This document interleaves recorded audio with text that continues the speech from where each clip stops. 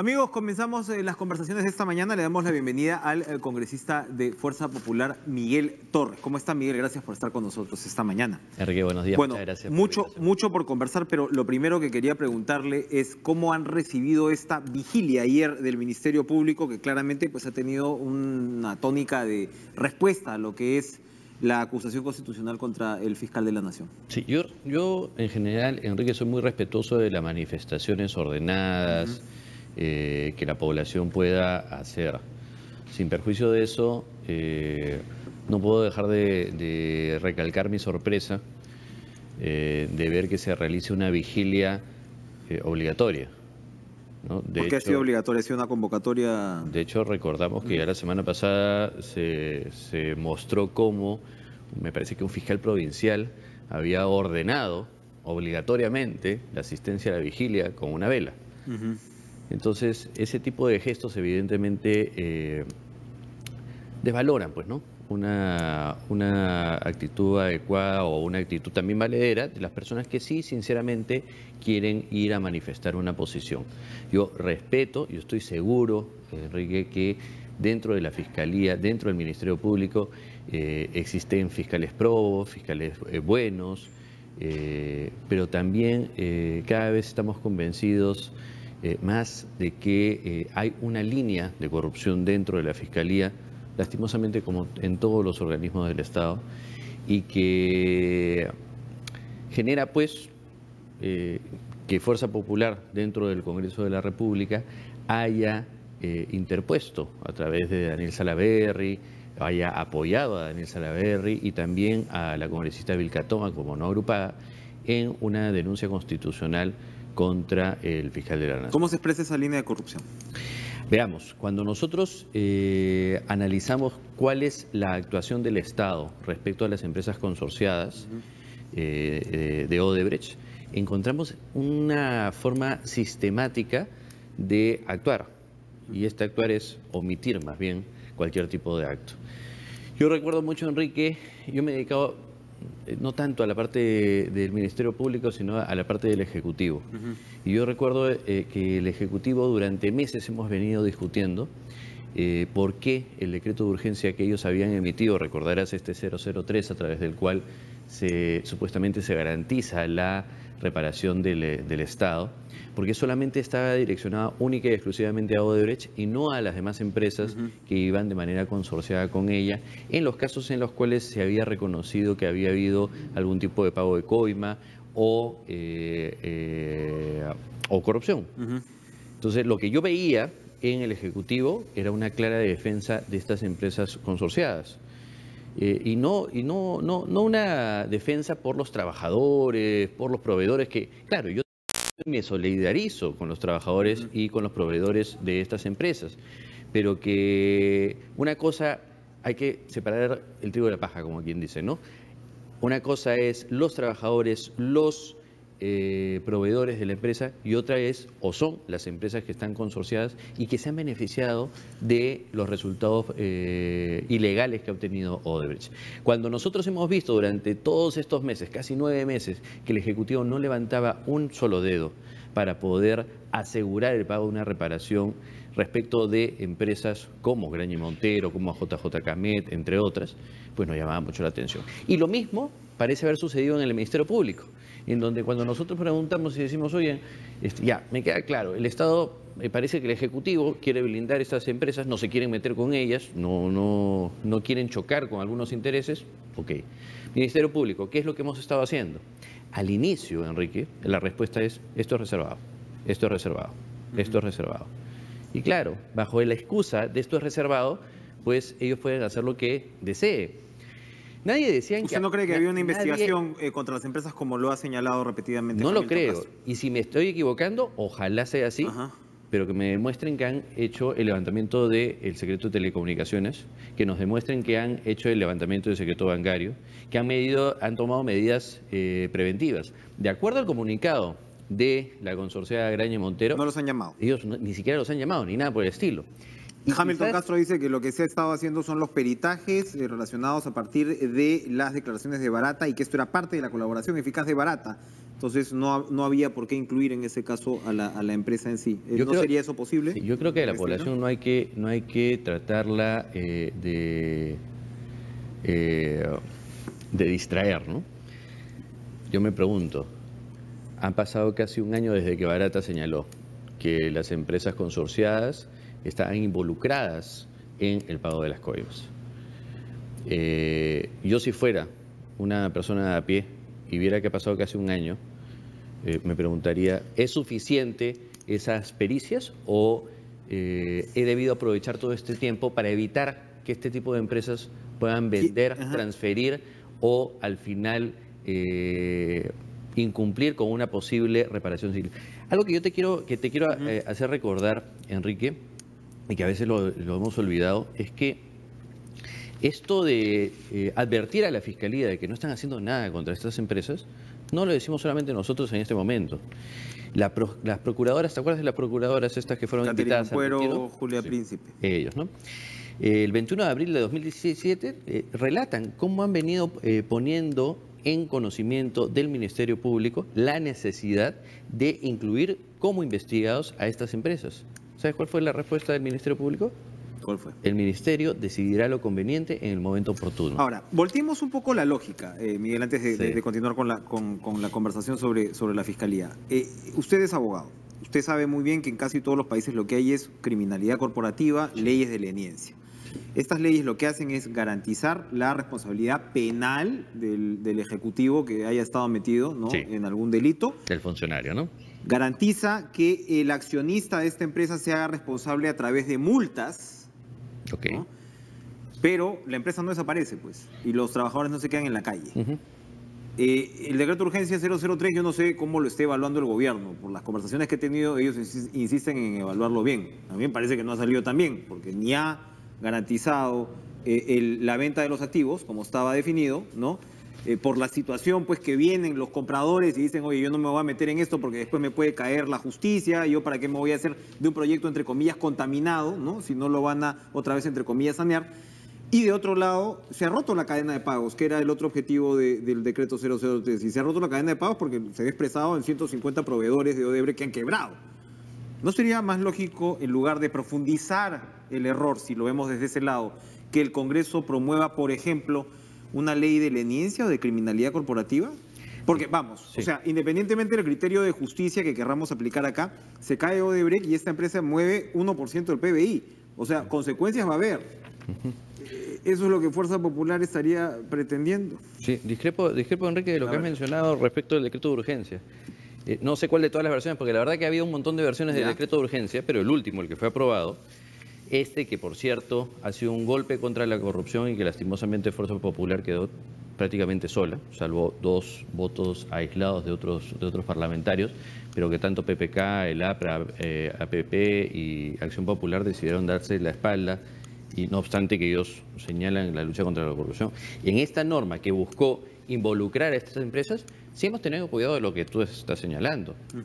Por ejemplo, en el numeral 4.4 se señala de que todas aquellas operaciones que hayan procedido de acuerdo al proceso ante el Ministerio de Justicia para transferir sus activos, sus derechos, participaciones, dice, como consecuencia, estos sujetos no podrán ser afectados. Esa seguridad que tú me estabas hablando, oye, qué importante es decir que... Pero vende sus activos igual. Sí, pero ojo, siempre y cuando pase por el procedimiento ante el Ministerio de Justicia.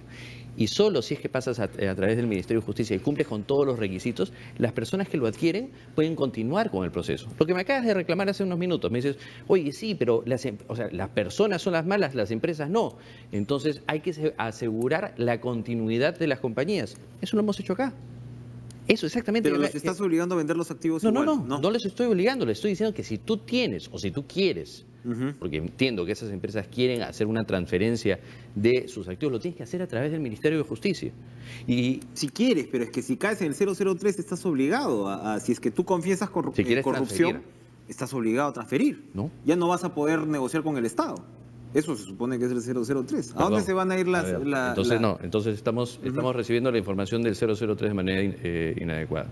¿Qué es lo que te dice el 003? Número 1, en todos los pagos que haga el Estado se va a retener un porcentaje que es una utilidad para el pago de la reparación civil. No el 100%, ¿no, Enrique? la utilidad. Es una parte de la utilidad. Se va al fideicomiso. Número 2, no puedo hacer transferencias al exterior, salvo autorización del ministerio. Número 3, no puedo transferir mis activos, salvo autorización del ministerio. En ningún momento estoy diciendo... No se viola la presunción de inocencia. Es que vamos por orden, porque me estás diciendo varias cosas que me parecen que son producto de una lectura inexacta. A ver, lo que quiere hacer el decreto de urgencia es que esas medidas que se tomaron en su oportunidad para Odebrecht sean trasladadas a las otras empresas consorciadas. ¿Sí? Cuidando, número 1. A nosotros, por supuesto, que nos preocupan los trabajadores y los proveedores. Ya estamos viendo lo que están pasando los de Odebrecht, ¿no? Veamos. Número 1. Nosotros estamos asegurando que pueda haber transferencia siempre y cuando sea bajo el procedimiento establecido por el Ministerio de Justicia. Número 2. Estamos incluso estableciendo dentro de la norma, ¿sabes qué? Algo muy importante que no tenía.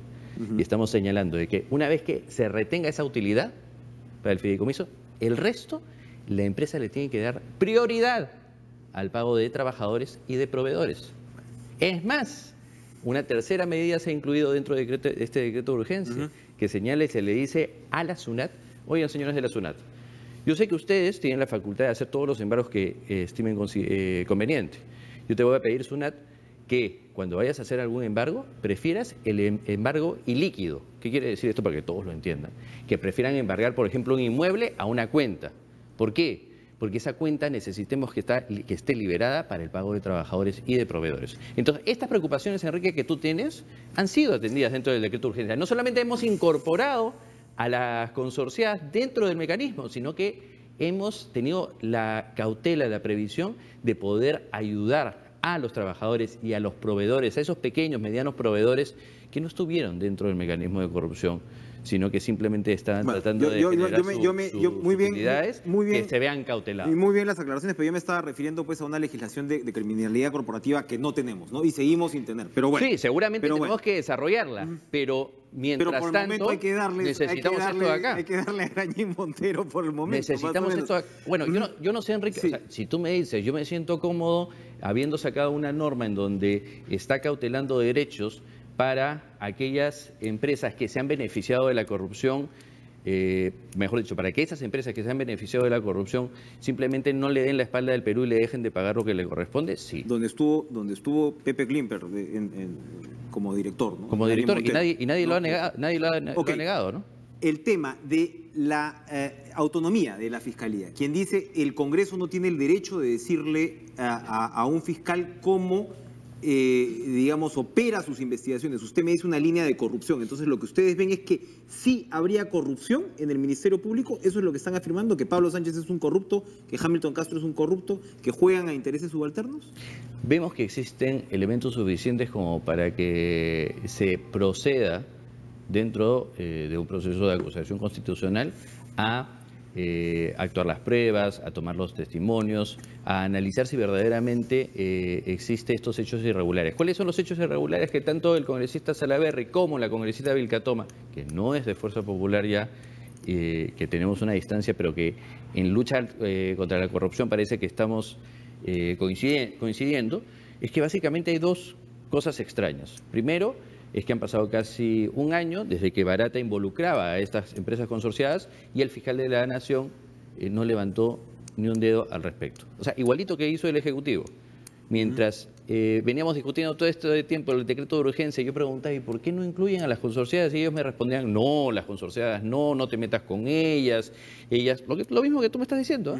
Ellas representan el 1% del PBI, imagínate todo lo que va a suceder, además con ellos yo no me meto, etcétera, etcétera, etcétera. Parecería que lo mismo sucediera en el caso del Ministerio Público. Y lo segundo extraño, y que lo precisa bastante bien la congresista Vilcatoma, es, oye, medio raro, ¿no? Porque todo dentro del Ministerio Público ha estado direccionado para que vaya a la Fiscalía Anticorrupción, cuando normalmente el tema de anticorrupción única y exclusivamente analiza el tema de funcionarios públicos. Lo natural, el fiscal natural, que es uno de los principios que está alegando la congresista, hubiera sido que ella hubiera ido hacia crimen organizado. Y eso no ha sucedido. ¿Ustedes no temen el hecho que la comisión permanente haya votado solamente los escaños fujimoristas hayan votado por la aprobación de este plazo de las 2 semanas? Y que, bueno, hay congresistas que han votado en contra, hay congresistas que se han abstenido. Usted mismo ha declarado que para destituir al fiscal de la Nación no van a ser suficientes los votos fujimoristas. ¿Usted no teme que esta actitud autoritaria que se le está criticando desde sus opositores, ¿no? Vaya a quedar de alguna manera en la percepción pública reforzada si al final el fujimorismo en una eventual destitución, porque lo que usted me dice es que eventualmente votarían por una destitución del fiscal de la Nación. ¿Qué pasa si el fujimorismo se queda solo en esa? Sí. ¿Cómo van a permíteme responderte de esta manera, Enrique. Si vamos a utilizar esa lógica, entonces todos los partidos que no tienen mayoría en el Congreso no deberían presentar proyectos de ley, no deberían tener iniciativas para interpelar, censurar o hacer algún tipo de control político. ¿Sabes por qué? Porque no van a tener los votos necesarios para aprobarlo. Vamos, cuando nos eligen congresistas, no elijan a un tercio de congresistas. ¿Qué quiero decir con esto? No es que a nosotros nos hayan elegido simple y llanamente para hacer un determinado tipo de función. Nos eligen para cumplir rol de representación, de legislación y de fiscalización. Esta última es la que está sobre la mesa el día de hoy. Si tú me dices, oye, pero ¿para qué lo presentan si no van a ganar? Pero tú qué sabes, Enrique. Ustedes quieren convencer a las otras bancadas. Me parece, uno, que nosotros tenemos la responsabilidad de hacerlo, más allá de que logramos los votos o no. Ya la historia determinará si es que nosotros estamos en lo correcto o no. Pero cuando... Y te lo digo con toda convicción, cuando mis hijos me digan, oye, cuando sucedía todo este tema y veían que la Fiscalía no atacaba a estas empresas y luego se comprobó que acá había algo extraño, ¿no hicieron algo ustedes? Yo quiero responder tranquilamente y decir, sí, ¿sabes qué? Nosotros lo intentamos. Y ojalá que ese intento logre el convencimiento a otros grupos parlamentarios. Ayer yo en una entrevista, incluso hasta con un parlamentario de PPK, en son de broma, pero en realidad con bastante intención, medio en serio, le decía, oye, pero... por ahí que te convencemos, por ahí que las pruebas que se actúan, por ahí que los testimonios que se dan, por ahí que el análisis que se hace en la Subcomisión de Acusación Constitucional termina convenciendo a más de uno. Y enhorabuena. Además, Enrique, yo quiero que la población también sepa algo importantísimo, y es que esta solicitud de destitución, de inhabilitación, no solamente se está viendo en el Congreso de la República, sino también en el Consejo Nacional de la Magistratura, donde recordemos que es este Consejo Nacional de Magistratura donde ya no le tembló la mano en destituir al ex fiscal de la Nación, Ramos Heredia. ¿Sabes por qué? Por un caso sumamente parecido: omisión de funciones. Me habla usted de la historia. Sí. Del papel frente a la historia. Hemos antes conversado en esta mesa sobre, usted ha reconocido también pasajes oscuros de la historia del fujimorismo. No teme que si estamos hablando de una fiscalía, ustedes están planteando sus diferencias, pero estamos hablando de una fiscalía que lleva varias investigaciones que tienen que ver no solamente con, en fin, tienen que ver con todos los grupos políticos, pero tiene investigaciones bastante serias con respecto al fujimorismo, que se puede ver como que la respuesta es, bueno, entonces yo descabezo esta fiscalía. No puede haber una percepción de, Miguel, de amedrentamiento, de decir, cuidado que te metas conmigo porque mira lo que puede pasar. Discrepo en el hecho de que me digas que hay investigaciones serias. No es seria la investigación contra Joaquín Ramírez, no es seria la investigación la investigación de Joaquín Ramírez es una investigación de Joaquín Ramírez. Yo me refiero... secretario general de Fuerza Pública. Bueno, el que actualmente no tiene ninguna relación con el partido. Yo me refiero a esas investigaciones que han hecho sobre cócteles. Sí, si tú me dices que esas son investigaciones serias, donde el Ministerio Público ha dedicado y está dedicando un tiempo impresionante. ¿Sabes a cuántas personas han citado por el tema de cócteles? ¿Cuántas? 1000 personas. 1000 personas. ¿Era mientras llevaba Germán Juárez esa investigación? Y ahora no. El fiscal Pérez. No, ahora con el fiscal Pérez. Con el fiscal Pérez. ¿En septiembre nomás ha citado a 1000 personas? ¿Tan rápido? No, lo que pasa es que tienen programado. Tienen programado... serán los asistentes a los cócteles a decirle, bueno, usted pagó la entrada, no pagó la entrada. Me imaginaré, ¿no? Pero bueno, tienen el tiempo y los recursos para solicitar la presencia de 1000 personas. Ojalá, ¿no? Yo me pregunto cuántas personas en el tema de las consorciadas han citado. Si hubieran citado a uno, me quedo contento. Entonces, son ese tipo de cosas que, claro, nos llaman la atención, pero que no generan la presentación de una acusación constitucional. La presentación de una acusación constitucional se genera porque nosotros decimos, mira, al margen de lo que hagan con nosotros, eso es un tema aparte. Al margen de lo que estén haciendo ustedes, oye, nosotros vemos que acá hay algo extraño. Enrique, tú me recalcas algo importante, y aprovecho la oportunidad para decirlo de manera muy abierta. Sí, yo soy fujimorista. Reconozco, tal como lo ha hecho mi lideresa, que han habido errores, delitos en la década de los 90 y no tengo duda en decirlo. Pero permíteme señalarte también que eso a mí no me limita como congresista. O sea, si creen que porque me van a decir, oye, pero en los 90, oye, pero en los 90, me van a asustar o nos van a asustar a nosotros para que podamos hacer una lucha frontal contra la corrupción, se están equivocando de grupo. Porque nosotros, el día de hoy, aprendiendo de esos errores, de esas cosas que no debieron suceder, estamos actuando dentro de un marco constitucional. Entonces, si esas personas pensaban que nosotros nos íbamos a correr porque iban a sacar estos titulares o estos argumentos de regresan los 90 o lo que fuera, se equivocaron. En esta oportunidad, los que estamos involucrados, estamos yendo de la mano con la Constitución directamente a luchar contra la corrupción, que es lo que exige la población el día de hoy. Una más. ¿No le da, de verdad, resquemor? Porque hay quienes lo identifican usted con una línea no tan dura dentro del fujimorismo. Entonces, de repente hay gente del gobierno que lo ve a usted como una persona con la cual de repente pueden conversar, ¿no? De repente ven a la señora Bartra como de más línea dura, ¿no? A la señora Chacón como de más línea dura. ¿No teme usted reforzar los antis por los cuales para muchos el fujimorismo no llegó al poder? Yo sé que para ustedes el fujimorismo no llegó al poder porque no votaron los policías y porque los medios les hicieron la guerra y que si no hubieran llegado al poder. Pero ¿no hay una parte de su concepción política que teme y que diga, uy, si de repente antes hubo un movimiento muy fuerte contra el fujimorismo, lo que estamos haciendo es reforzar esa parte? En este tema no, Enrique. O sea, sí, no, y te entiendo por completo lo que me estás diciendo. Cada uno de los congresistas tiene un estilo diferente, tiene características diferentes. No hay un estilo o una característica que sea mejor que la otra. Y yo entiendo que en mí ven muchas oportunidades a un congresista un poquito más tranquilo, más pausado, y que eso puede generar algún tipo de afinidad para determinados temas. Pero en este tema de acá, permíteme decirte que no tengo ese temor, por una razón muy sencilla, y es que todos los estilos que nosotros tenemos dentro del fujimorismo, todas las formas de ser, están alineadas el día de hoy a un enemigo, enemigo específico, que es la corrupción. Muy bien, muchas gracias, Miguel Torres. Nos tenemos que ir porque si no a mí también me van a meter el decreto de urgencia 003.